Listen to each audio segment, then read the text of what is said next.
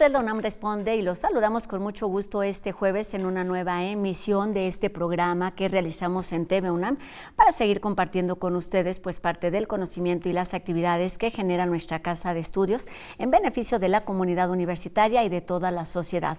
Hoy aprenderemos, por ejemplo, cuáles son algunas de las causas y las consecuencias de las tormentas solares en nuestra entrevista y además tenemos información relacionada con nutrición, tanto con nuestra nutrióloga de cabecera como con UNAM Global TV que nos habla sobre comida y alimentos chatarra. Quédense con nosotros durante los siguientes minutos.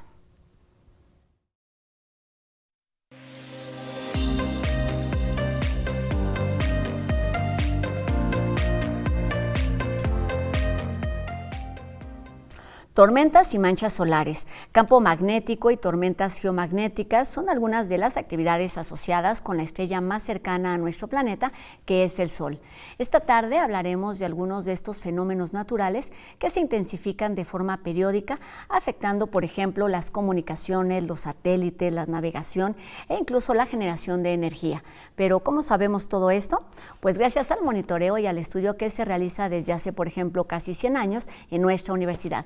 Y de todo esto platicaremos con el doctor Juan Américo González Esparza, quien es el jefe del Laboratorio Nacional de Clima Espacial del Instituto de Geofísica de nuestra universidad. ¿Cómo está, doctor? Muy buenas tardes. Un gusto saludarlo aquí en la UNAM Responde. Hola, Rosa. Muchas gracias por la invitación. Pues gracias por estar aquí con nosotros. Tenemos mucho que preguntar con respecto a los fenómenos que últimamente han llamado la atención no solamente de la comunidad científica, sino del público en general, que tiene que ver con eso que sucede en el cielo. Pero antes le preguntaría, ¿qué es exactamente este laboratorio? ¿De qué se ocupa? ¿Cuáles son sus objetivos, doctor? Mira, Rosa, en 2014 se modificó la Ley General de Protección Civil y en esas modificaciones se incluyeron los fenómenos astronómicos que incluyen las tormentas solares, las tormentas geomagnéticas, como un asunto de protección civil para México. Y entonces el Sistema Nacional de Protección Civil no solamente tiene que monitorear sismos, huracanes o erupciones volcánicas, sino que también ahora tiene que monitorear tormentas solares y tormentas geomagnéticas. En 2014 nos dimos cuenta en el Instituto de Geofísica la necesidad que había de crear un nuevo servicio nacional y creamos el Servicio de Clima Espacial.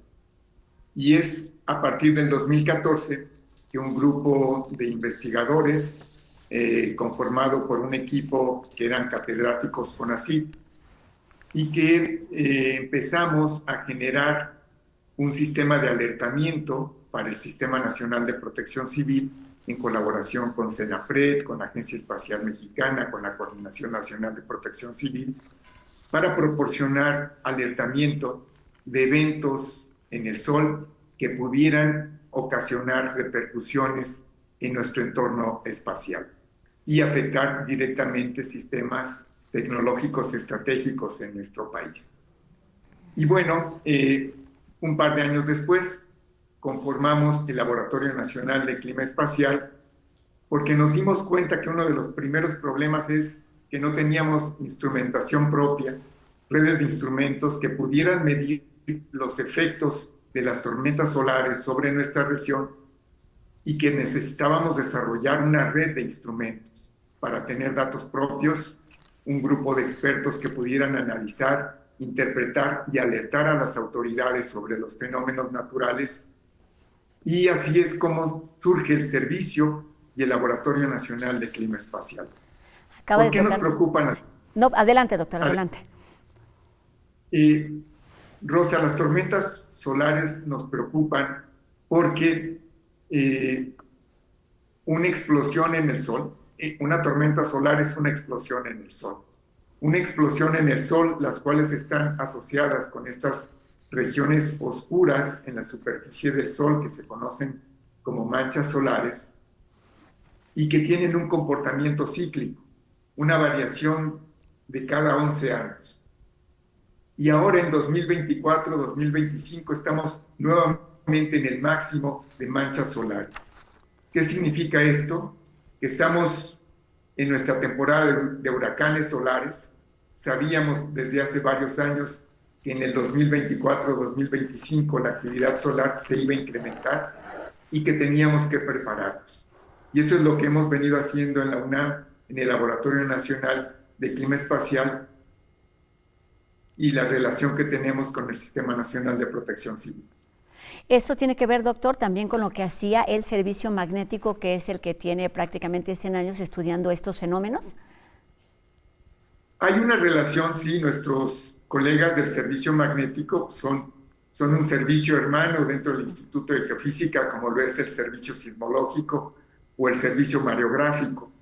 Sin embargo, nosotros en el Servicio de Clima Espacial nos dedicamos a monitorear en tiempo real las perturbaciones geomagnéticas que son producidas por la actividad solar y que afectan en particular nuestro territorio. Pero no solamente monitoreamos el campo magnético, estamos monitoreando también la parte alta de la atmósfera que se llama ionosfera, las variaciones de los flujos de partículas energéticas que llegan también a nuestro territorio. Estamos monitoreando con la Comisión Federal de Electricidad el comportamiento del sistema eléctrico nacional cuando ocurren perturbaciones geomagnéticas importantes. Entonces, el Servicio de Clima Espacial se especializa en un alertamiento al Sistema Nacional de Protección Civil cuando ocurre una tormenta solar y tiene afectaciones significativas sobre nuestra región. Muy bien, eso nos queda muy claro. Doctor, platíquenos algo más. Cuando estamos hablando de clima espacial, se refiere en particular a lo que sucede en el Sol. ¿Hay otros factores, otros elementos que se consideren o que se estudien o que estén incluidos en este gran concepto de clima espacial? Mira, Rosa, el clima espacial es un tema relativamente reciente, que tiene algunas décadas en la comunidad académica, y es porque nos empezamos a dar cuenta de que las tormentas solares, cuando producen explosiones que se dirigen hacia nuestro planeta, no solamente causan auroras polares, sino que también afectan sistemas tecnológicos estratégicos, como tú lo decías al inicio del programa. Satélites, telecomunicaciones, sistemas de posicionamiento global, navegación aérea y las redes de distribución de energía eléctrica son sistemas tecnológicos indispensables para la sociedad moderna que son vulnerables a los efectos de las tormentas solares severas. Cuando hay un impacto de estas tormentas solares en el entorno del planeta, produce perturbaciones que pueden llegar a afectar e inclusive a ocasionar daños severos o irreversibles a estos sistemas tecnológicos. Claro, y es justamente de esto de lo que se ocupan. Sí, doctor. Así es. Entonces, Rosa, ¿qué hace el clima espacial? Está monitoreando el estado del Sol, el medio interplanetario que nos separa de los 150 millones de kilómetros entre el Sol y la Tierra, y el entorno espacial de la Tierra. ¿Qué está pasando con el campo magnético, con la atmósfera alta? Y cómo los efectos de estas perturbaciones pueden afectar sistemas tecnológicos estratégicos, en particular, como mencionaba, las redes de generación y distribución de energía eléctrica. Muy bien, doctor, y de eso es de lo que nos ocuparemos. Antes, ayúdenos a entender si todo esto de lo que nos está hablando, como son tormentas o manchas solares, campos magnéticos, tormentas geomagnéticas, son lo mismo, o sea, digamos, funcionan de forma periódica, de forma regular, o están afectados por algunos otros fenómenos. Pienso, no sé, en el calentamiento global o el que ahora tengamos más información, pero siempre ha sucedido, o algo pasa más allá de nuestro planeta Tierra que afecte lo que sucede en cuanto al impacto de estos fenómenos que no nos alcanzan, que no alcanzamos a definir completamente, doctor. Rosas, es una pregunta muy importante porque cuando ocurren estos fenómenos ahora con las redes sociales, hay mucha desinformación. Las redes sociales pueden ser muy buenas y muy malas para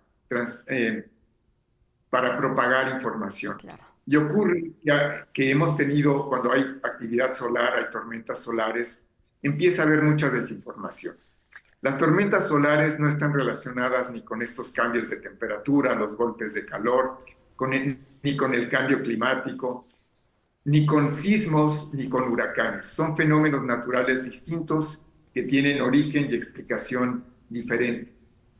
Nos preocupan las tormentas solares porque afectan sistemas tecnológicos estratégicos y por eso es que gobiernos, las Naciones Unidas, han desarrollado colaboraciones para estar monitoreando el sol y que cada país debe desarrollar un monitoreo propio porque los efectos regionales son distintos. Y por eso era tan importante de que México desarrollara su propia red de instrumentos para medir lo que pasa en nuestro territorio. Y es así como estamos monitoreando para poder informar al Sistema Nacional de Protección Civil de los efectos probables cuando ocurran eventos significativos que afecten al territorio nacional. Hablemos de esta colaboración importantísima, doctor, porque tiene que ver con la información y con la claridad de la información que debemos recibir. ¿Cómo se da este vínculo y qué tipo de alertamientos se dan en colaboración, le decía, con Protección Civil? Rosa, a partir de las modificaciones en la Ley General de Protección del 2014, haciendo un paréntesis, puedo decir que empezamos a prepararnos hace 10 años para estos eventos, nos dimos a la tarea de crear el Servicio Nacional para informar al Sistema Nacional de Protección Civil, esto es a CENAPRED, a la Coordinación Nacional de Protección Civil y a la Agencia Espacial Mexicana, que son por ley quienes deben monitorear y alertar al Sistema Nacional de Protección Civil cuando ocurran estos fenómenos. Y nosotros somos los encargados, los responsables de proporcionar esta información al Sistema Nacional de Protección Civil. Y para ello requeríamos desarrollar una red de instrumentos que hemos empezado a consolidar y que nos han permitido ahora por primera vez ya tener un monitoreo con datos propios de los efectos que ocurren en el país cuando hay eventos severos que puedan llegar a afectar el territorio nacional. Cuéntanos un poquito sobre estas herramientas, estos instrumentos que han creado a lo largo de estos años para poder atender las situaciones como las que vivimos el pasado 10 de mayo, doctor. Mira, Rosa, el Laboratorio Nacional tiene varias redes de instrumentos, magnetómetros que están midiendo variaciones del campo magnético producidas por los efectos de las tormentas solares que se impactan en el entorno espacial de la Tierra. Y tenemos una red de magnetómetros de 5 estaciones operando en Michoacán, en Nuevo León, en Sinaloa, en Yucatán y en el Estado de México. Y tenemos también una red de monitoreo ionosférico donde con un equipo, 5 estaciones ionosféricas de ionosondas, estamos monitoreando los efectos de las tormentas solares sobre la ionosfera. Y esto es muy importante porque la ionosfera es una capa de la alta atmósfera que es fundamental para las telecomunicaciones. Y que cuando hay cambios en la radiación que recibimos del Sol o hay perturbaciones geomagnéticas, se producen alteraciones en esta capa que afectan las radiocomunicaciones. Hay problemas en ciertas bandas de comunicaciones que luego son estratégicas para la comunicación avión-tierra, para los sistemas de emergencia. Y es ahí donde tenemos también una colaboración con el Instituto Federal de Telecomunicaciones para estar monitoreando cómo se afectan las telecomunicaciones. Ya había mencionado también el monitoreo de las variaciones del flujo de partículas, que también son importantes, y sobre todo en este caso el monitoreo del Sistema Eléctrico Nacional que estamos desarrollando en colaboración con la Comisión Federal de Electricidad. Doctor, ¿es normal que nos preocupe esto? Es decir, que se afecten a las telecomunicaciones y todo esto de lo que hemos estado platicando, porque pienso que generalmente cuando están o estamos atentos a otro tipo de fenómenos es por los efectos que tiene directamente con la salud, con el bienestar de las personas, de nuestro planeta, del medio ambiente. Esto tiene que ver con una cuestión, digamos, no sé, generacional por la forma en la que nos comunicamos o puede tener algún otro tipo de efecto? Mira, Rosa, los eventos severos de clima espacial le preocupan a todos los gobiernos del mundo. Es un tema de trabajo, inclusive de comisiones de las Naciones Unidas, porque una tormenta solar extrema, la cual no ha ocurrido desde hace 165 años, si volviera a ocurrir un evento como el que tuvimos el 1 de septiembre de 1859, que se conoce como el evento Carrington, donde una gigantesca tormenta solar produjo 17 horas después el despliegue de auroras polares, boreales y australes más intenso del que se tenga registrado en la historia reciente. Ese evento extremo pudiera ocasionar daños muy serios en los sistemas tecnológicos, en los satélites, en las telecomunicaciones, en las redes de generación y distribución de energía eléctrica. Y es por eso que los gobiernos están no solo preocupados por el monitoreo de estos eventos, el desarrollo de medidas de reacción y de mitigación y un sistema de alertamiento para que esto pueda prepararnos para cómo afrontar estos fenómenos naturales. Y la información es la principal herramienta.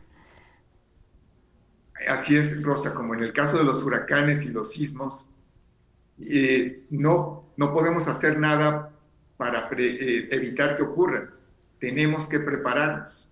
Pero eso sí, un evento Carrington pudiera tener consecuencias muy graves para la civilización. No estamos hablando de fallas de media hora, sino hablaríamos de fallas en sistemas satelitales con pérdidas irreversibles, inclusive apagones en grandes regiones del planeta.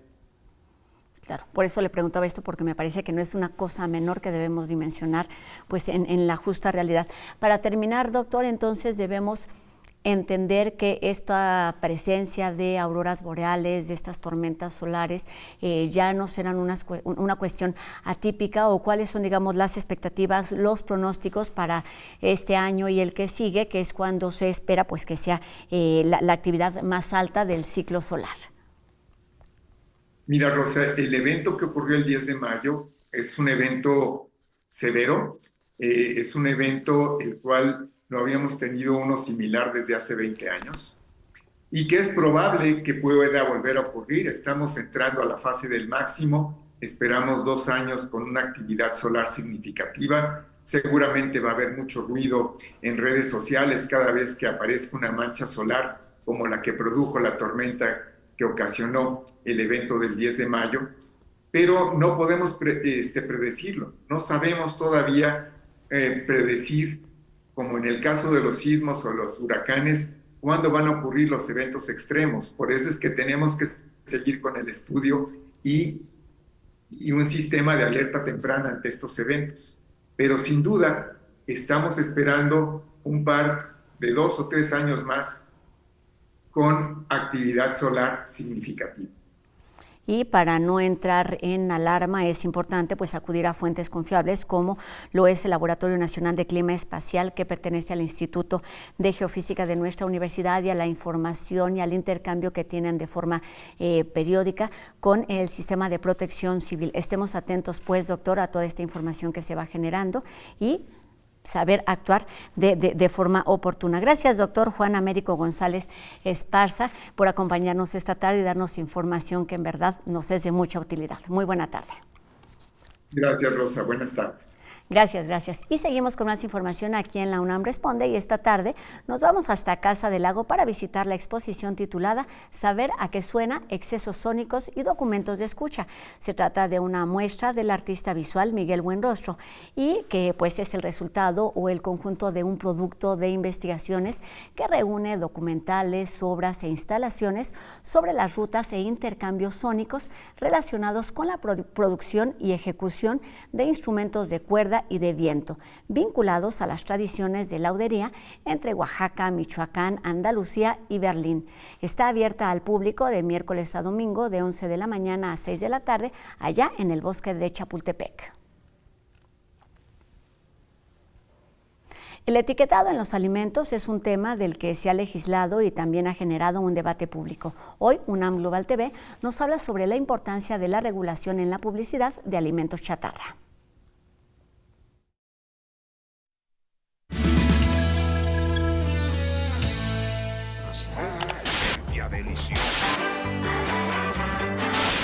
Centro cremoso. Cremoso sabor. No va a haber publicidad que les diga que el consumo del producto es desagradable o que va a causar daño. Siempre hay alegría y felicidad, hay propuestas positivas, ¿no? México ocupa el primer lugar mundial en obesidad infantil y el segundo en obesidad en adultos. La publicidad de los llamados alimentos chatarra es algo que las autoridades han intentado regular. Tienen en pantalla, no se va a poder anunciar el producto y tampoco en los cines se va a anunciar en películas, sobre todo en las películas destinadas público abierto. Según la UNICEF, 1 de cada 20 niñas y niños menores de 5 años y 1 de cada 3 entre los 6 y 19 años padece sobrepeso u obesidad. Los niños son especialmente vulnerables a la influencia de los anuncios publicitarios, así que debemos protegerlos con medidas firmes y eficaces de salud pública. En México se regulan el tiempo y los horarios en que se coloca este tipo de publicidad en televisión, pero no en Internet. Hay muchísimas formas nuevas de comunicación y un tema que ahora está en la discusión, que es el de los influencers. Están en plataformas digitales y la publicidad también se ha movido para allá. Y es un espacio, si la radio y la televisión tenían la regulación, el otro es un espacio libre. Vamos a regirnos porque viene el embate contra este tipo de productos y sobre todo el consumo de ellos por la niñez.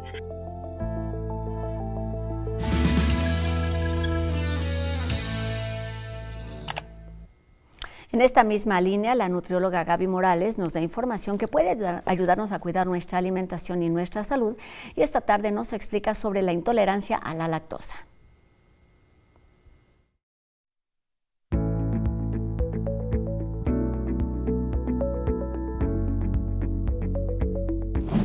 Hola a todos, bienvenidos a Armonía Digestiva, yo soy la nutrióloga Gaby Morales y hoy les voy a contar si es posible revertir la intolerancia a la lactosa. Esto ocurre cuando nuestro cuerpo no puede producir suficiente lactasa, que es la enzima necesaria para descomponer la lactosa en azúcares más simples y evitar que se produzcan síntomas como distensión abdominal, gases, dolor, diarrea después de consumir productos lácteos. Ojo, esto puede variar en gravedad porque hay algunas personas que pueden tolerar pequeñas cantidades de lactosa sin experimentar síntomas significativos, pero depende de factores como la genética, la edad y la etnia. Generalmente las poblaciones de ascendencia europea del norte y central tienden a tener una mejor tolerancia a la lactosa en comparación con poblaciones de ascendencia africana o asiática. En algunos casos muy específicos, la intolerancia a la lactosa sí puede ser algo temporal y reversible, pero estamos hablando de enfermedades donde se daña temporalmente el revestimiento del intestino y una vez que este mejora se restablece la producción de lactasa. Para la mayoría de las personas intolerantes a la lactosa se dice que esta condición no es algo reversible porque se da por cambios genéticos relacionados con el envejecimiento y la disminución natural de la producción de esta enzima llamada lactasa. En conclusión, si eres una persona con intolerancia a la lactosa, te recomiendo aprender a limitar tu consumo de productos lácteos o utilizar productos deslactosados o incluso puedes tomar suplementos de lactasa. Si quieres saber más de este tema, me puedes encontrar en redes sociales, Instagram o TikTok como Gaby Morales.